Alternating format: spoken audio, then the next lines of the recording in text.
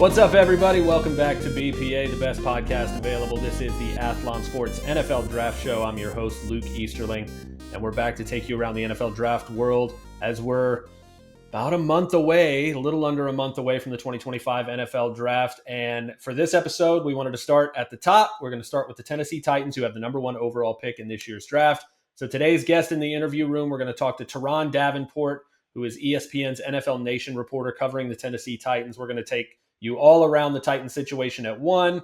Is it going to be Cam Ward? If it's not, how do they balance between Abdul Carter and Travis Hunter? What does that conversation look like? If they were to trade out of that pick, what does that look like for the Titans? What would they command in terms of compensation? Who would they target in a move down? And also how the strengths of this draft class impact how they approach the rest of the early rounds. Obviously, they're picking high in the second round. How would they move around, try to replace that third round pick that they're missing that went to Kansas City in the L'Jarius Sneed trade? So a lot of different storylines, and everything the Titans do at the top of the draft obviously has a cascading impact on the rest of the top 10, the rest of the early second round. And so they hold the keys, obviously, at the number one overall pick. We're filming this on a Monday. Cam Ward's pro day is today. And so we're going to see how that impacts everything. Maybe this is the moment where the Titans kind of crystallize and realize, hey, this is going to be our franchise quarterback. We'll see. But stay tuned for our conversation with Turron Davenport. It's a fantastic chat about all of those different things. Before we get there, you know where we start. We start at the top of the board. We're going to look at a couple of the big storylines happening throughout the NFL, but the ones that really could have an impact on the early going of this year's draft. Let's head to the top of the board. So we had another quarterback domino fall in free agency. We had Jameis Winston signing with the New York Giants just a few days ago. It's a 2-year deal up to $8 million, which is really backup money at this point in the salary cap, the way it is and the way the league is paying their quarterbacks nowadays. This doesn't scream to me that Jameis Winston is going to really be their bridge quarterback. I think he's paid to be a backup. And if he is paid to be a backup, there's nobody left on the free agent market that's really going to, command more money and more of a confirmed hand you a starting job type of role with the Giants. And so that points me to the number 3 overall pick and tells me that they've got to be seriously considering Shedeur Sanders from Colorado with the number 3 overall pick. And if they are, does that motivate them to be in the conversation to try to move up to 1 for Cam Ward, try to convince the Titans to come off of that pick if they're interested? Only because the Cleveland Browns are sitting there at 2. And so you've got another quarterback needy team in front of you. And so it's possible that those quarterbacks could go 1-2, and now you're sitting at 3, and all you've got is Jameis Winston on this backup contract. I don't know that, particularly for the Giants, for a team that is dealing with a management structure with Joe Schoen, the general manager, Brian Daboll, the head coach, coming back, and really, I think everybody's looking at this as if they don't figure it out, if they don't show some sort of marked improvement over this season, they're going to get fired. And so if that's the case, you can't go into this season with Tommy DeVito and Jameis Winston as your only quarterback options. Obviously, Jameis Winston has thrown for a lot of yards and touchdowns in the past, and I'm sure Malik Neighbors would be super happy to load up on 200 targets this year. But he's going to turn the ball over at the same time. The accuracy and the decision-making have never really been there on a consistent basis. And so I think he's a solid backup option. But if you have a management structure that knows that this is the put up or shut up year for you, going into the season with just Jameis Winston as your best quarterback, I just don't see that happening. So I think it points to another move early in the draft. If they can't move up, and if it's not Shedeur Sanders at 3, is it Jackson Dart? Do they trade back into the first round? Is it Jalen Milroe on day 2? Somebody else that's going to give you an upgrade over Jameis Winston. I think their options outside of Shedeur and Cam are limited. And so I'm interested to see what the Giants do there. The other big storyline that we've seen among the top prospects in this draft is injury related. It's Jahad Campbell, who's depending on how you feel about Jalen Walker, if you think he's an edge rusher more than an off-ball linebacker, Jahad Campbell is probably the clear-cut, top-ranked off-ball linebacker in this class. So if you're looking for that inside linebacker, again, most defenses are in nickel, so it's less of a 3-4, 4-3 thing than it used to be.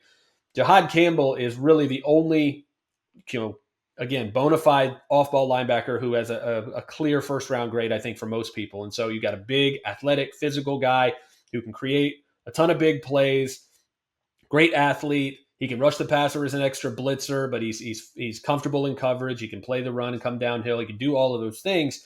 The big question mark for him now is health, because Alabama just had their pro day. He didn't participate, and he was in a sling there because he just had surgery on his shoulder to repair a torn labrum. And so watching his recovery and rehab process over the coming months, is that going to impact his draft status? Are teams that are picking, I mean, I've seen him mocked, in the top 10, top 15, I think 19 to Tampa Bay, who has a big need there. I think probably has been seen as his floor coming out of the combine.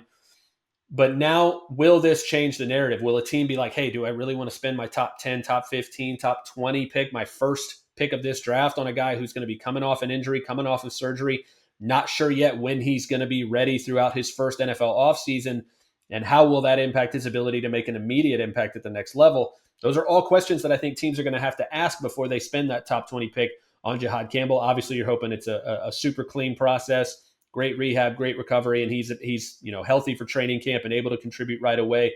I think that's one of the bigger question marks that we're dealing with now among the top prospects in this draft.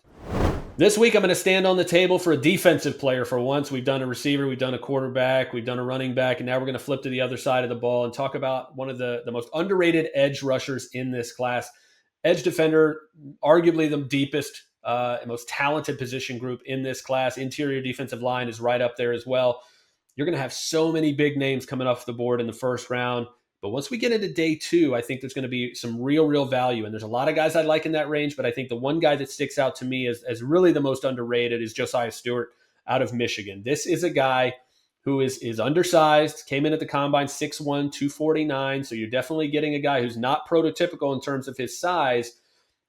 But there are still some size comparisons out there, some outlier guys who were still able to be really productive players at the next level. Shaq Barrett is a guy that comes to mind as a guy who really wasn't the biggest guy in the world, but because of his explosiveness, because of his technique, his nose for the quarterback, his knack for being able to do what it takes to get to the quarterback, to use his moves, that is the comp that I have landed on, because he's a guy that again, mitigates and transcends his lack of size. And if you look at it, he's a transfer guy. He came into Michigan from Coastal Carolina, was highly productive there, record-setting rusher for the Chanticleers, and then goes to Michigan, and he's absolutely still productive against top competition.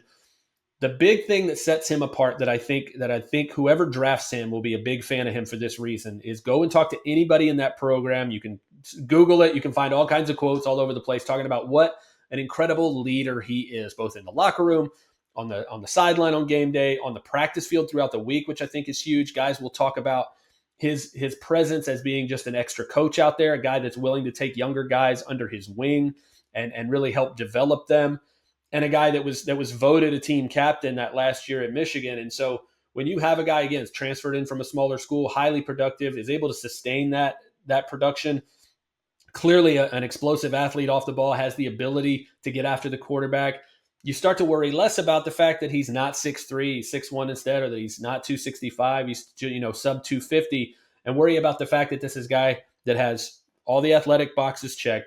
He clearly has shown a pattern of consistent production against all levels of competition.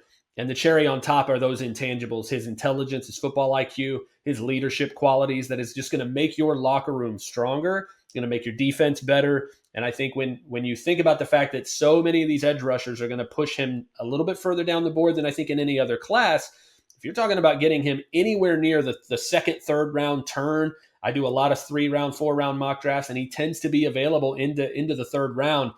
I think whoever lands Josiah Stewart's going to be super happy, not just with the player they get in terms of the production and the ability to create big plays as a pass rusher, maybe even if it's situational early on because of his size. But again, so many teams are nickel and dime all the time nowadays that he can easily be an every down player, but he's going to make his hay on passing situations early on, and I think develop into an every down player eventually. But you're really getting a guy that's going to make your locker room better. He's going to be a great teammate. He's going to be a guy that I think is going to be a captain early in his career because he's shown the ability to command a locker room, command the respect of his teammates and coaches in that way. So if your favorite NFL team is looking for a value pick in the edge rushing class, it's hard to find value at those premium positions. Josiah Stewart is a guy that I can absolutely see being that steal of the edge class this year.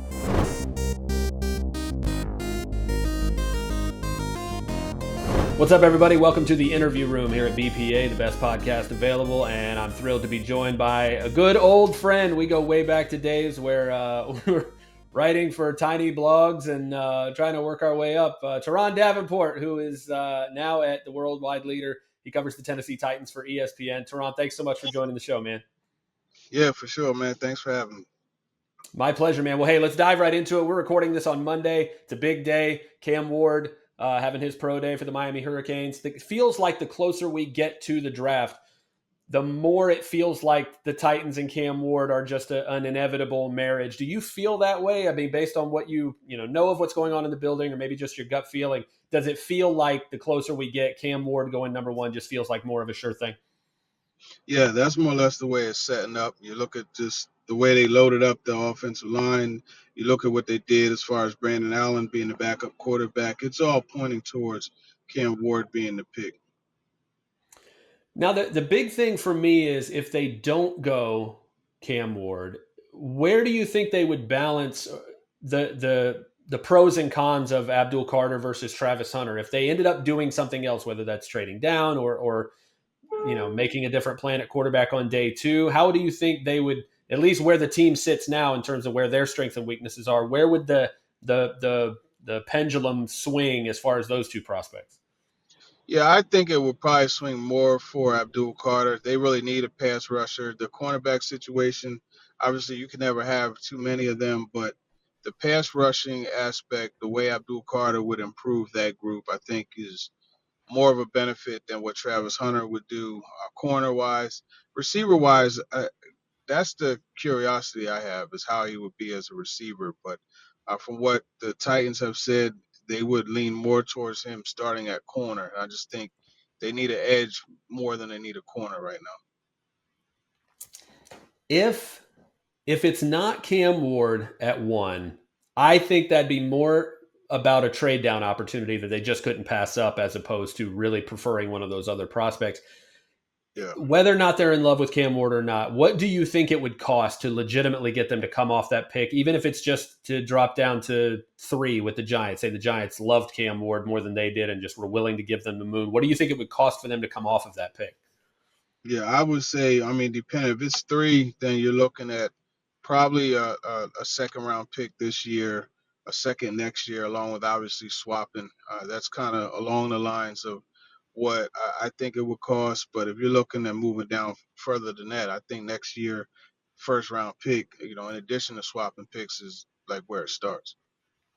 See, it's funny. I did a mock draft not too long ago where I finally started doing some trades, and I had the Giants trading up to number one, and I had them giving up their first round pick next year. And my justification, Giants fans loved that, by the way. They were super thrilled about giving that up to go up 2 spots. But my explanation was that, listen, if you're Joe Shane and Brian Dable, and you're getting fired after this season anyway, if you don't have enough of an improvement, right? And so if you are willing to go up to get your guy and you really think Cam Ward is your guy, why would you not give up a pick that, A, if it doesn't work, you're getting fired anyway. So what do you care? Hey, it's not going to be your pick next year anyway.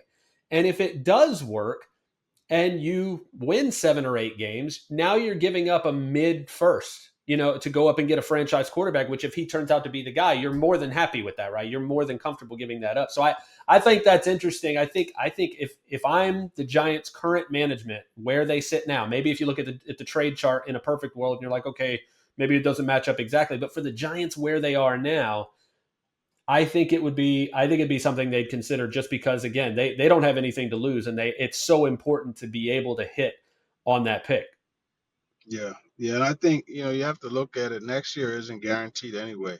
That there's going to be an outstanding quarterback that everybody has to have. So, I you have the opportunity to get him. I think you get him, and I honestly, that's why, barring a crazy trade, that's why the Titans go ahead and pick him at 1 as is. Yeah, it's always funny to me. People, they'll be like, "Oh, well, Cam Ward won't go 1, but he'll go 2 or 3." And the same thing with Shador. If he doesn't go 2, but he'll go 3. Like, well, all 3 of those teams need quarterbacks. So if he would go 2 or 3, why wouldn't he go at number 1? I do want to talk about Cam Ward, the player, for just a second, and what it feels like when we came into this draft process, even just coming out of the college football season. It felt like it was not a draft class in which somebody was going to reach for a quarterback at 1 or 2 because there were just actual elite players. We talked about Abdul Carter. We mentioned Travis Hunter. I think Ashton Genty is one of the elite talents in this draft, regardless of position. But it felt like one of those. It felt closer to the Kenny Pickett year. That's like what people were starting, kind of the vibe people were talking about in terms of the quarterback quality and why those guys would be more like, mid to late first round picks. But as we've gotten closer, it does feel like not only is Shedeur Sanders kind of in that top 10 conversation still, but that Cam Ward has really separated himself from the pack and is legitimately in that number one overall pick territory. When you look at him as a player, what is it that you think has separated him when you look at the film, and what about his game could convince the Titans, hey, this is the guy we need to make the face of our franchise? Yeah, I think, my question is what makes him not. And I think when you look at Cam Ward and what he brings to the table, he can make all of the throws. He's someone that you look when stuff is in trouble, you look at the Cal game, you look at the Virginia Tech game. I mean, this is a guy that, when it was time to make things happen, he made it happen. He let him on comebacks. You look at just the ability to get everybody involved. He's done that. You listen to what his guys say about him. You talk to Restrepo, you talk to Arroyo. They rave Sam Brown. They rave about his leadership. He's a guy that got it out of the mud. You know that hard work is not something that's foreign to him because he Right. had to work from a two-star prospect to a Heisman candidate. I think you look at all those things, he has it all. I mean, he definitely could go off script when needs be. He works through his reads and plays within the timing of the offense too. I think there really is an area where you could say like he's just terrible. Now, obviously, there are some issues with some decision making and a little bit of the arm arrogance, but I think overall he's a top tier prospect, and to me, it's not a mystery why he's considered, among the top options for the number one pick. Yeah, that's really what I saw in him as a player. And when you look stylistically at the special quarterbacks that we have in the league right now, if you want the high end, if you want the highlights, you're going to have to be okay with a few head scratching plays and a few moments where you're like, oh, I can't believe he did that. Because like I always use the term arm arrogance, so I'm glad you did. But it is a double edged sword. But you benefit so much from the highs that the lows have to come with it. If you look at Josh Allen at his best, you look at Patrick Mahomes at his best, those types of guys, if you want all the wonderful things that come along with being that type of gunslinger, that type of guy who's going to take chances and say, I can get that ball in there. I can fit it in this area. I can chuck it and something good's going to happen. Not only that, I think if you're a receiver, you love playing with quarterbacks like that because those guys are always going to give you a chance to be you. They're Yep. going to give you a chance to make a play. They're not going to just take another sack. They're not going to throw it away as many times. So, yeah, are you going to have a few extra interceptions? Absolutely. You're going to have to live with that if you want those big plays. That's what I saw on film from Cam Ward because and it's a frequency thing too. I think there's a difference between you got a guy like Jameis Winston in his prime in Tampa Bay where you did have some of those highlight plays, but it was so fun. Like there were so many turnovers and so many inaccurate throws that were just like I don't know if this matches up with a guy like Ward. When you look at the tape, there are for every 1 or 2 bad decisions and throws that didn't work out, I feel like I charted 8 or 9 or 10 Yeah. that are just like only a few guys can do that. Only a few guys would even dare to do that. And so when that's how the scale kind of tips, I've got to be okay with a couple of interceptions here and there when I know the special plays and the really superstar moments that set him apart. Like you said, not just anytime, but in clutch moments when their teams Clutch. had to have it, and just the ability to look at the scoreboard and say, I'm down 3 scores in the fourth quarter.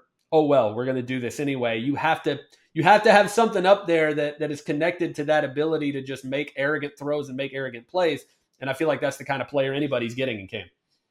Yeah, not only that, you have to be able to make the other guys believe, right? Because Yep. you get in the huddle, like they're looking to you, like, all right, man, what we're going to do? And you have to be able to make them feel confident that what you're going to do is come back. And he showed that in Virginia Tech and in Cal. And it's funny because those are games in which he kind of helped put them in that situation, but he said, you know what, I'm going to get us out of it, and he managed to do so. And that's something you can't BS either, right? When you get in the huddle and you lock eyes with your teammates, like they know one way or the other. Like they know right away. It's like, okay, this guy's got it or this guy doesn't. It's not. I Yeah, think you probably can develop that. I think it's probably pretty hard to develop it. I think you just have it or you don't a lot of the time. But I do think he's that type of guy. And one thing that also stands out to me about Cam is this is a guy who has been doubted since the beginning, right? This is a guy that from day one, no FBS offers, ends up going to Incarnate Word. We hear about him because he puts up the kind of numbers you would put up in a video game on rookie mode, and you're like, okay, I should pay attention to this kid. And then we do the same thing always with small school guys. We're like, oh yeah, but he did it against future lawyers and insurance guys and all that, so it doesn't matter. Then he goes to Washington State and he does it. This is again pre-realignment, so you've still got a full Pac-12. And he does it again at Washington State. Obviously, the numbers weren't quite the same, but they weren't going to be. But he's still highly productive. He's still making big plays. yeah, And you saw development in the right direction there. And then he declares for the draft for like 5 minutes and then goes back to Miami for that senior season. And then we see, again, Power 5 competition and an extremely high production and a clear development of a guy. Arm talent's not going to be an issue. And you saw a guy who, again, can inspire that belief and then back it up with his play on the field. So when you see that guy able to silence the doubters at every spot, to put up big numbers at every spot, why would we not believe that he's going to be able to go to Tennessee, go to the NFL, and do the same thing? yeah. And that's the thing. You get caught up in the group think, and obviously he's one of those guys I think suffered from like prospect fatigue, which Yeah.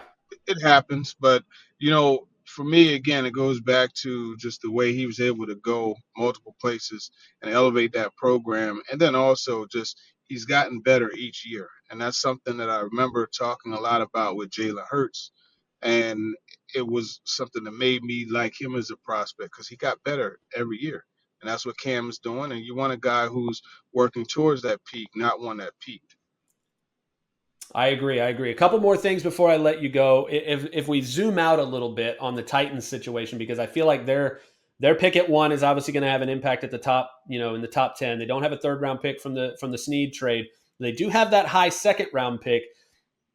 If we're assuming it's Cam Ward at number 1, when you look at the strengths of this draft class and where those deep position groups are going to kind of push guys down the board, and you look where they're sitting early in the second round, what are the positions that you think match up the needs that they still have, and where those strengths are going to be in this class? Who are either some specific player names, or where are the positions that you're thinking they'll find the most value there at the top of the second?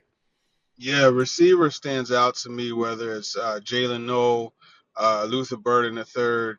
You look at those guys. I think that's an area where they could Jalen Royals.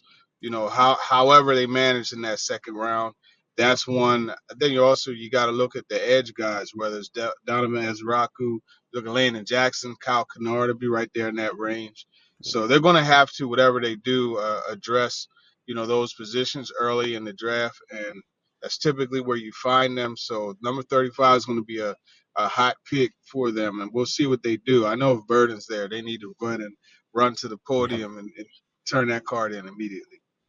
He's one of those guys. Last week in my mock draft, he was on the board there, and I just couldn't believe it. I'm like, there's no way. And then you look at the way the board segment. There's always a couple of guys that just shouldn't end up there. I think Cooper DeJean was one of those guys last year, where it's just like there's only 32 slots. This is the Yeah. the part of the process where everybody's like, oh, these 50 guys aren't getting out of the first Yep. round. I'm sorry, somebody is. Exactly. Somebody is. That's how it works. The math ain't mathing, but Yeah. when Burden was on the board there, and I'm like, there's just no brainer. If he's on the board there, I don't see it going any other way. So the last thing we always do with our guests before we let them go is I like to drop a random player from draft history. You and I have been doing this a long, long time, and there's so many different guys that just kind of spark your memory. Obviously, I had to give you a Titans guy for my guy this week, but 2003 second round pick out of Middle Tennessee State, Tyrone Calico, the wide receiver, was like a huge fan. Like everybody, I feel like, loved this guy if you were like a draft nerd back then. 6'4", 230, just a massive dude, athletic. Obviously, injuries cut his career short, unfortunately. He made a video game comeback. I don't know if you remember this. Madden 21 did like a superstar 99 overall Tyrone Calico card that you could get for your Madden Ultimate Team, Wow. which was hilarious. So you had Tyrone Calico living up to what we all thought he would be back then. But I don't know. What do you remember about Tyrone Calico? And then maybe a guy that sparks your memory from draft history. Yeah, no, I remember he was the craze. Like everybody was on him. He came, obviously smaller school guy, but he was someone that everybody loved the height, weight, speed part of it. And yeah, it ended up not working out, but I'm curious what would have happened had he not been injured and got a chance to develop as a prospect. One of the guys for me that I always think of, when we talk about older, I like to mention guys that I've hit on, but it's always fun to also mention guys that you were wrong with. And Devin Thomas from Michigan State was a guy that really got Yes. me. He came out same year Deshaun Jackson did, and I Yep. really thought Deshaun was, going to be good, but I was like, man, Devin Thomas is going to be better. And the league kind of thought that too, right? He was the first.